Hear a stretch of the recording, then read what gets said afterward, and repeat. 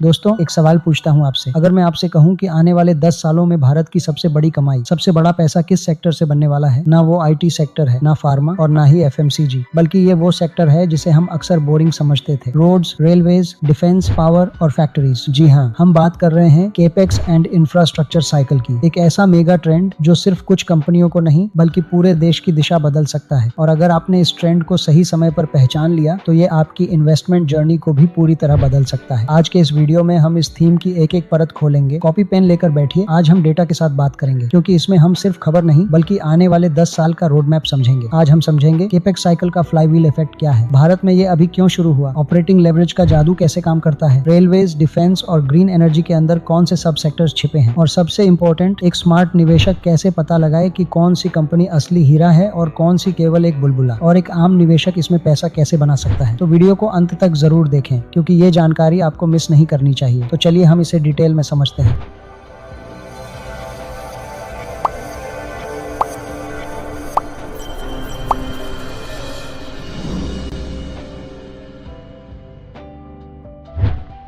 नमस्कार दोस्तों, मैं हूं कृष्णा और स्वागत है आपके अपने चैनल निवेश इन हिंदी पर, जहां हम बनाते हैं सही सोच, सही निवेश और मजबूत भविष्य। पार्ट 1, केपेक्स क्या होता है, द बेसिक्स। सबसे पहले बेसिक्स क्लियर करते हैं। आखिर ये भारी भरकम शब्द केपेक्स होता क्या है? केपेक्स का मतलब है कैपिटल एक्सपेंडिचर। इसे आसान भाषा में समझते हैं। खर्च दो तरह के होते हैं। एक वो जिससे घर चलता है, जैसे राशन, बिजली का बिल, इसे हम ओपेक्स यानी ऑपरेटिंग एक्सपेंस कहते हैं। लेकिन एक खर्च वो होता है जो हम भविष्य बनाने के लिए करते हैं, जैसे एक नई मशीन खरीदना, एक नया घर बनाना या एक नई दुकान खोलना। इसे कहते हैं केपेक्स। आइए सबसे पहले एक बहुत ही सिंपल उदाहरण से समझते हैं कि केपेक्स इकोनॉमी के लिए इतना पावरफुल क्यों है। मान लीजिए आप एक पिज्जा की दुकान चलाते हैं। इसमें दो तरह के खर्च हैं। पहला, आटा, चीज और सब्जियां खरीदना, ये है ओपेक्स यानी ऑपरेटिंग एक्सपेंडिचर, ये रोज का खर्च है। दूसरा, एक बड़ा ओवन खरीदना या दुकान की बिल्डिंग खरीदना, ये है केपेक्स यानी कैपिटल एक्सपेंडिचर। जब आप ओवन जैसे केपेक्स खरीदते हैं तो आप सिर्फ एक मशीन नहीं खरीद रहे, आप अपनी कैपेसिटी बढ़ा रहे हैं। अब आप एक घंटे में 10 की जगह 100 पिज्जा बना सकते हैं। देश के साथ भी यही होता है। मनरेगा या सब्सिडी देना ओपेक्स है, यानी उससे पेट भरता है लेकिन भविष्य नहीं बनता। लेकिन जब सरकार 12.2 लाख करोड़ का बजट सिर्फ इंफ्रास्ट्रक्चर के लिए रखती है तो वो देश की कैपेसिटी बढ़ा रही होती है। जब देश की सरकार या बड़ी कंपनियां बड़े पैमाने पर पैसा खर्च करती हैं, नई सड़क बनाने में, रेलवे ट्रैक बिछाने में, एयरपोर्ट या पोर्ट्स बनाने में या नई फैक्ट्रियां लगाने में, तो उसे कहते हैं केपेक्स साइकिल। और दोस्तों, जब ये साइकिल शुरू होती है तो ये किसी जादू से कम नहीं होती। ये पूरी इकोनॉमी में एक चेन रिएक्शन शुरू कर देती है। इसे कहते हैं इकोनॉमिक फ्लाईव्हील। सोचिए, जब एक रोड बनती है तो क्या होता है? सीमेंट और स्टील बिकता है। सीमेंट कंपनी मुनाफा कमाती है और अपनी फैक्ट्री बड़ी करती है। फैक्ट्री में नए लोगों को नौकरी मिलती है। नौकरी पेशा लोग घर, कार और बाइक खरीदते हैं। इससे फिर से मांग बढ़ती है और ये पहिया घूमता रहता है और अंत में कंपनियों की कमाई बढ़ती है। इसीलिए शेयर बाजार में केपेक्स साइकिल को कहा जाता है wealth creation engine. Part 2, Bharat में केपेक्स साइकिल अभी क्यों शुरू हुआ, द 4 पिलर्स। अब आपके मन में सवाल आएगा, कृष्णा सर ये सब तो ठीक है, लेकिन ये अभी क्यों, अचानक ऐसा क्या बदल गया? इसके पीछे 4 बहुत बड़े कारण हैं जिन्हें आपको ध्यान से सुनना चाहिए। एक, गवर्नमेंट स्पेंडिंग एक्सप्लोजन। पहला कारण है सरकार का फोकस। पिछले 3-4 सालों का बजट उठाकर देखिए, सरकार ने इंफ्रास्ट्रक्चर पर खर्च कई गुना बढ़ा दिया है। एक्सप्रेसवेज बन रहे हैं, डेडिकेटेड फ्रेट कॉरिडोर्स बन रहे हैं, स्मार्ट सिटीज और डिफेंस मॉडर्नाइजेशन हो रहा है। सरकार को पता है $5 ट्रिलियन इकोनॉमी का रास्ता उबड़ खाबड़ सड़कों से होकर नहीं जा सकता। इकोनॉमिक्स में इसे मल्टीप्लायर इफेक्ट कहते हैं। सरकार जब इंफ्रा पर 1 रुपया खर्च करती है तो वो देश की जीडीपी में 2 से 3 रुपए की वैल्यू जोड़ता है। 2, प्राइवेट कंपनीज का केपेक्स रिवाइवल। दूसरा कारण है प्राइवेट कंपनियों की वापसी। 2010 से 2020 तक भारतीय कंपनियों पर बहुत कर्ज था। बैंक डरे हुए थे, यानी एनपीए इशू का खतरा, इसलिए कोई नई फैक्ट्री नहीं लगा रहा था। लेकिन आज कंपनियों का बैलेंस शीट क्लीन है, यानी डिलेवरेजिंग। बैंक लोन देने को तैयार है और डिमांड वापस आ रही है, यानी अब प्राइवेट सेक्टर भी पैसा खर्च करने को तैयार है। 3, चाइना +1 स्ट्रेटेजी। तीसरा कारण है ग्लोबल शिफ्ट। दुनिया की बड़ी कंपनियां अब सिर्फ चीन पर निर्भर नहीं रहना चाहती, वो एक ऑल्टरनेटिव चाहती हैं और भारत सबसे मजबूत दावेदार बनकर उभरा है। एप्पल आईफोन बना रहा है, टेस्ला भारत आने की बात कर रही है। इसका मतलब क्या है? नई फैक्ट्रियां, नए वेयर हाउस, नया लॉजिस्टिक्स, यानी फिर से केपेक्स बढ़ेगा। 4, मैन्युफैक्चरिंग पुश, PLI। और चौथा कारण है सरकार की PLI यानी प्रोडक्शन लिंक्ड इंसेंटिव स्कीम। सरकार कह रही है भारत में बनाओ, हम तुम्हें इंसेंटिव देंगे, चाहे वो इलेक्ट्रॉनिक्स हो, ऑटो हो या सोलर। तो जब फैक्ट्रियां लगेंगी, मशीनें आएंगी, तो ऑर्डर किसे मिलेंगे? केपेक्स कंपनियों को। पार्ट 3, केपेक्स साइकिल में पैसे कहाँ बनते हैं, द फेजेस। अब आते हैं उस हिस्से पर जिसका आपको इंतजार था। पैसा कहाँ और कब बनता है? दोस्तों, केपेक्स साइकिल एक दिन की बात नहीं है, ये फेजेस में चलता है। अगर आपने गलत गलत फेज में गलत शेयर लिया तो आप फंस सकते हैं। आइए इसे समझने की कोशिश करें। Phase 1, early winners. जब साइकिल शुरू होती है तो सबसे पहले ऑर्डर मिलते हैं उन्हें जो बनाने का काम करते हैं। EPC कंपनीज यानी जो कंस्ट्रक्शन करती हैं, डिफेंस कंपनीज, रेलवे इंफ्रा और पावर इक्विपमेंट बनाने वाली कंपनियां। क्यों? क्योंकि जमीन पर काम शुरू होने से पहले ही इनका ऑर्डर बुक भरने लगता है। हम अभी इसी फेज के बीच में हैं। Phase 2, mid cycle winners. जब प्रोजेक्ट शुरू हो जाते हैं तो रॉ मटेरियल की मांग बढ़ती है। सीमेंट, स्टील, पाइप्स, केबल्स और इंजीनियरिंग गुड्स। इन कंपनियों की सेल्स अचानक से एक्सप्लोड होने लगती है। Phase 3, late cycle winners. और जब प्रोजेक्ट पूरे हो जाते हैं, लोगों को नौकरी मिलती है, हाथ में पैसा आता है, तब इसके बाद फायदा होता है बैंक्स को यानी लोन ग्रोथ, रियल एस्टेट को और कंजम्पशन कंपनियों को। आपको पहचानना है कि हम अभी कहाँ खड़े हैं। पार्ट 4, की सेक्टर्स डीप डाइव। चलिए अब थोड़ा और डीप डाइव करते हैं। वो कौन से 5 सेक्टर्स हैं जो इस साइकिल के हीरो बन सकते हैं। First, defence sector. नारा है मेक इन इंडिया। पहले हम इंपोर्ट करते थे, अब हम बना रहे हैं और एक्सपोर्ट भी कर रहे हैं। Missile, radar, warships. यहाँ कंपनियों के पास 5-5 साल की विजिबिलिटी है। यहाँ पैसा बनेगा लेकिन वैल्यूएशन का ध्यान रखना होगा। डिफेंस में अब कहानी इंपोर्ट सब्स्टिट्यूशन से आगे बढ़कर एक्सपोर्ट की हो गई है। ब्रह्मोस, तेजस, आर्टिलरी गन्स। दुनिया के कई देश भारत से खरीदना चाहते हैं। फोकस एरिया, सिर्फ वो कंपनियां मत देखिए जो फाइनल प्रोडक्ट जैसे हवाई जहाज बनाती हैं। उन कंपनियों को देखिए जो उनके लिए इलेक्ट्रॉनिक्स, रडार्स या कंपोजिट्स बनाती हैं। असली वैल्यू कई बार सप्लाई चेन में छिपी होती है। Second, railways. रेलवे का कायाकल्प हो रहा है। वंदे भारत, स्टेशन रीडेवलपमेंट और मालगाड़ियों के लिए अलग कॉरिडोर। ये 2-3 साल का नहीं, अगले 20 साल का थीम है। जो कंपनियां वैगन्स, व्हील्स या सिग्नलिंग सिस्टम बनाती हैं, उन पर नजर रखें। रेलवे में अब पटरियां बिछाने से ज्यादा फोकस मॉडर्नाइजेशन पर है। नजर रखिए रोलिंग स्टॉक्स पर, सिर्फ वैगन्स नहीं बल्कि वंदे भारत जैसी हाई स्पीड कोचेस, सिटागार, Jupiter wagons type business models पर। डिस्क्लेमर, कंपनी नेम सिर्फ एग्जांपल है। सिग्नलिंग एंड सेफ्टी स्टॉक पर जैसे कवच सिस्टम से जुड़ी कंपनी पर। जो कंपनियां ऑटोमेशन और सिग्नलिंग इक्विपमेंट बनाती हैं, उनका मार्जिन पटरी बनाने वालों से ज्यादा होता है। और रेल PSU पर नजर रखिए। ध्यान रहे PSU अच्छा डिविडेंड देते हैं लेकिन वैल्यूएशन देखना बहुत जरूरी है। Third, power and renewable energy. Bharat की बिजली की मांग रिकॉर्ड तोड़ रही है और हम शिफ्ट हो रहे हैं ग्रीन एनर्जी की तरफ। सोलर पैनल लगाने से लेकर उसे घर तक पहुंचाने वाली ट्रांसमिशन लाइन कंपनियों तक यहाँ भारी निवेश हो रहा है। पावर में सबको ग्रीन एनर्जी दिखती है लेकिन याद रखिए बिजली बनाना आसान है, उसे घर तक पहुंचाना मुश्किल। जितनी ज्यादा रिन्यूएबल एनर्जी आएगी उतना ही बड़ा ग्रिड चाहिए होगा। ट्रांसमिशन कंपनियों के लिए ये मोनोपोली जैसा बिजनेस है। जब लाखों करोड़ के प्रोजेक्ट लगेंगे तो उन्हें फंड कौन करेगा? Power finance companies, PFC, REC types.